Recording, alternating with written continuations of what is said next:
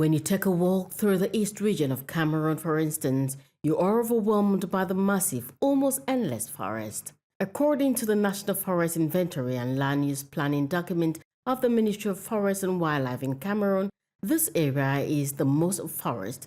This forest has lived in communion with inhabitants whose primary source of livelihood is deeply intertwined with the forest as it stems almost entirely from here. However, environmentalists backed by the state urge them to limit exploitation so as to create a balance in the ecosystem.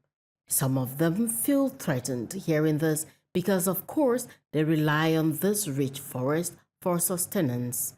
However, an expert, Sunday Geoffrey from Support Humanity Cameroon, advised regulation in exploitation. It is also important for us to understand that for forest-dependent communities, exploiting the forest is a question of survival. But this exploitation needs to be regulated so that it doesn't destroy the forest or that it helps in forest conservation. Regulation is good, but what about the reality of those locals who have a very streamlined scope of source of livelihood? Experts put forth a backup plan. So at Support Humanity Cameroon, we use two key strategies to support or to enhance the livelihoods of forest-dependent communities. First, we provide capacity building and material support in engaging these communities in regenerative agricultural practices, like organic home gardening, for example. And secondly, we provide support in beekeeping activities because we understand that these activities contribute to forest conservation and also enhances household income for forest-dependent communities.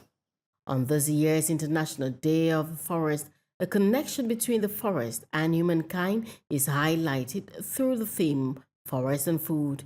Cameroon has launched a program for the sustainable management of forests in the southwest region. The program is co-financed by the Cameroonian government and the Federal Republic of Germany.